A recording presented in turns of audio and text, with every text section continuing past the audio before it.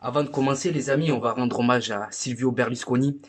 Il est décédé aujourd'hui. J'ai appris la terrible nouvelle, quoi. Merci à lui pour tout ce qu'il a apporté au football. Quand tu penses Berlusconi, tu penses Tapi, paix à son âme. Tu penses à l'OM, à la Ligue des Champions. Tu penses à tout un tas de choses.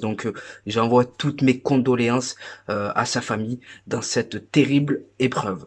Bonjour à vous, supporters olympiens et supportrices marseillaises. On se retrouve aujourd'hui pour une nouvelle vidéo. Alors aujourd'hui, il y a de nombreux sujets à évoquer. Le cas Dimitri Payet, décidé à rester coûte que coûte, focus sur Matteo Guendouzi. Que doit faire l'Olympique de Marseille avec ce joueur? Et on va également faire un focus sur la quête au successeur à Igor Tudor et certain Alexis Sanchez qui aurait lié son avenir à Marcelo Gallardo. Voilà pour le sommaire, et vu que je suis assez pressé de vous en parler, on va pas perdre plus de temps, c'est parti. Avant de rentrer dans le vif du sujet, je vous demanderai un maximum de pouces bleus, et pour toutes les personnes qui vont me découvrir à travers ce contenu, n'hésitez pas à vous abonner. D'ailleurs, on va commencer par ça, les amis. Avec Frankie Foot, on a un souci sur YouTube, donc j'ai dû passer énormément de vidéos en privé. On sait plus ce qu'on a le droit de faire et de pas faire, jusqu'à nouvel ordre, les gars, il y aura aucun montage sur la chaîne, ne nous en voulez pas à nous. Autre chose très très importante à mes yeux, aujourd'hui, je souhaiterais souhaiter un joyeux anniversaire de vive voix à mon ami Fabrice. Il y a quelques jours, j'ai sorti une vidéo, c'était l'anniversaire à Pablo Longoria, mais c'était aussi l'anniversaire au fils à Fabrice. Joyeux anniversaire à ton petit prince, mon ami, et que des bonnes choses pour lui et pour vous. Voilà les gars. On peut rentrer dans le vif du sujet, les amis. On va passer en revue les dossiers brûlants. On a le cas Dimitri Payet. Donc Dimitri Payet, il a accordé une interview récemment, hein. En gros, il te dit qu'avec Igor Tudor, ça a été très très dur et patati et couffin. Mais ce que je préfère retenir de ses déclarations, c'est qu'il nous dit qu'il va rester. Moi, je suis plutôt partant dans l'idée, les gars. Mais ça dépend quel Dimitri Payet, quelle version de lui on aura. On est souvent tombé sur Igor Tudor parce qu'il a pas assez utilisé Dimitri Payet, mais faut pas oublier, les gars, qu'il lui a quand même souvent tendu la perche. Faut pas oublier les matchs de Dimitri Payet face à Ajaccio, en Ligue des Champions, notamment face à Francfort, où non seulement il a été nul à chier, mais au niveau de l'attitude, lui et Gerson, catastrophique. Hein, on perd, tu fais la gueule, tu traînes des pieds pour sortir. Les gars, on parle de Payet, 36 ans. On parle pas d'un minot de 20 ans qui vient d'arriver, qui se prend pour je sais pas qui. Donc je peux comprendre qu'Igor Tudor, il est blacklisté Dimitri Payet. Dimitri Payet qui reste, oui, mais pas à n'importe quelle condition, les gars. Si c'est pour qu'il fasse sa loi dans le vestiaire, non. Voilà. Autre dossier brûlant, les amis, le dossier Alexis Sanchez. Alors Alexis Sanchez, apparemment, il aurait lié son avenir à Marcelo Gallardo. Putain, quand je vois ça, putain, quand j'entends ça, plutôt c'est alléchant parce que l'année prochaine, si on veut franchir un palier, les amis, on doit conserver les joueurs qui ont su répondre aux attentes et se débarrasser de tous ceux qui n'ont pas le niveau pour notre club. Selon les postes, les gars, il y a trop de différences de niveau entre les titulaires et les remplaçants. Devant, par exemple, tu passes d'Alexis Sanchez à Vitinha sur le terrain et c'est pas la même chose.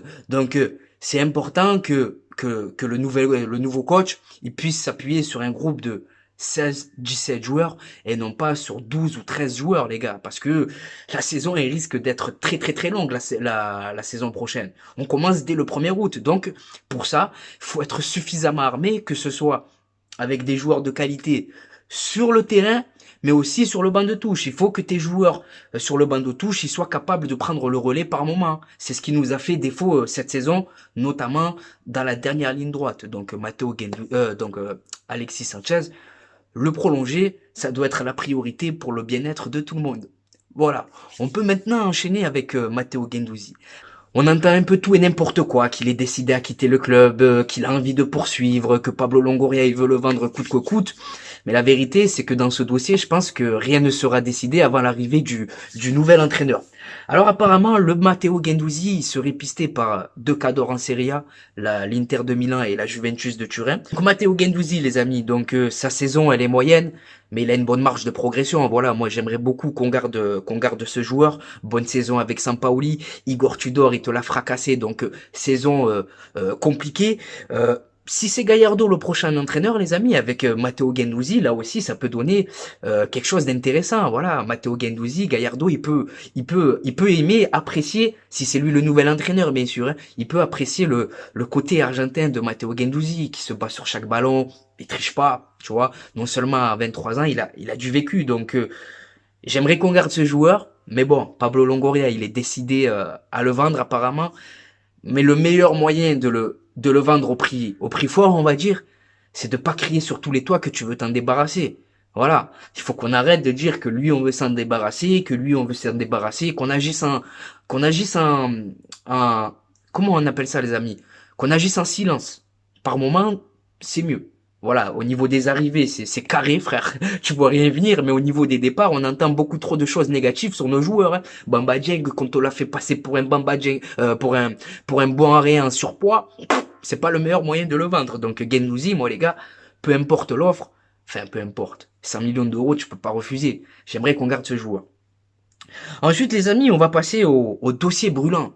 Le dossier brûlant, donc la course au successeur d'Igor Tudor. Donc les deux favoris, selon les différentes presses, les gars, c'est Marcelo Gallardo et Fabio Grosso. Deux profils totalement différents. Donc c'est simple. T'en as un qui va te casser les couilles, qui est exigeant, et c'est Gallardo. Parce que pour son premier projet en Europe, le mec, il a pas envie de se griller, donc il attend des garanties, et des garanties, c'est des recrues de qualité. Et de l'autre côté, t'en as un qui en a rien à foutre, qui dit limite amène à tout. Au niveau du recrutement, il attend pas grand chose. Sa seule envie, c'est de débarquer avec 3-4 adjoints. C'est Fabio Grosso. Donc, moi, j'ai un penchant pour Maceo Gallardo, je pense, comme l'ensemble des supporters, les gars, hein. Donc il est capable de travailler sur le long terme, avoir cet entraîneur, déjà ça veut dire que tu vas faire un mercato ambitieux, parce que lui il est un peu comme Jorge Sampaoli, c'est un entraîneur qui a l'habitude de gagner, 8 ans à River Plate, les gars. Je sais pas si on se rend compte, avec la pression qu'il y a là-bas, c'est énorme. Donc non seulement il est capable de travailler sur le long terme, mais en plus de ça, il est capable de résister à la pression. Tu vois, 8 ans en Argentine et qui plus est à River Plate, faut être costaud là-dedans. Ensuite, ce que j'apprécie pour conclure avec Gallardo, c'est que qui coche deux cases. Il parle le français, voilà, ça c'est pas négligeable. Et deuxièmement, on nous promet un football offensif, donc moi c'est plutôt quelque chose qui m'enthousiasme, on va dire. Et Igor Tudor, les amis, Fabio Grosso, pardon, c'est plutôt un entraîneur lui sans aucune référence réelle. Il a un peu le même parcours qu'Igor Tudor, c'est 5 clubs en 6 ans. Il semble avoir trouvé ce qu'il veut faire avec une équipe. Voilà, il va monter en Serie A, c'est pas négligeable, mais tu as besoin d'un homme de poigne quand même pour le projet OM. On a fait confiance à Igor Tudor, voilà, à peu près le même vécu que Fabio Grosso, et on a vu ce que ça a donné. Le mec, il sait s'aborder tout seul. Il sait s'aborder tout seul parce qu'il a pas ce recul, parce qu'il a pas cette expérience, et surtout parce qu'il pense avoir la science infuse. Donc, Marcelo Gallardo, pour moi, c'est le compromis idéal entre exigence, rigueur, mais aussi, dans sa gestion humaine, le mec, c'est pas il est cool, mais c'est pas Igor Tudor, quoi. Parce que faire 8 ans à River Plate, c'est que quelque part t'es apprécié de tout un club, t'es apprécié des joueurs. Voilà, il a vécu plusieurs cycles là-bas, donc voilà, Marcelo Gallardo, moi ça m'enthousiasme énormément, les gars. Même Francaise, hein, je vous le dis, là, il y en a qui sont pas trop fans, mais même Francaise, j'aurais pris sans rechigner. Après, il y a ce manque d'expérience qui parle pour lui en Coupe d'Europe, et surtout il a aucun vécu dans un gros club avec des égos à gérer, tu vois. J'aimerais bien voir comment Franck Hez il gère le cas Payet, par exemple, tu vois. J'aimerais bien voir comment Franck Hez il va te gérer Alexis Sanchez, tu vois.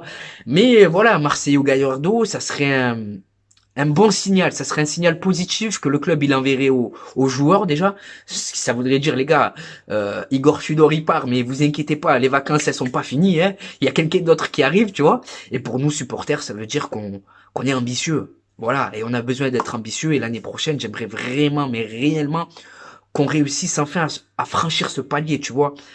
Passer les barrages, passer les phases de poule et un trophée. La Ligue des Champions, je prends, les gars. Ouais, je prends, bien sûr, mais la Coupe de France, pardon. Je prends, frère.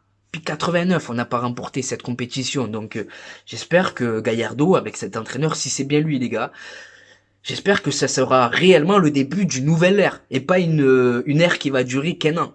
Donc, euh, donc voilà les amis pour ce que je pense de Fabio Grosso, Dimitri Payet, Matteo Guendouzi. Aujourd'hui on est sur un format plus court que d'habitude, mais maintenant c'est à vous de jouer, c'est à vous de liker la vidéo, c'est à vous de vous abonner, c'est à vous de commenter, c'est à vous de tout un tas de choses les gars. Donc voilà.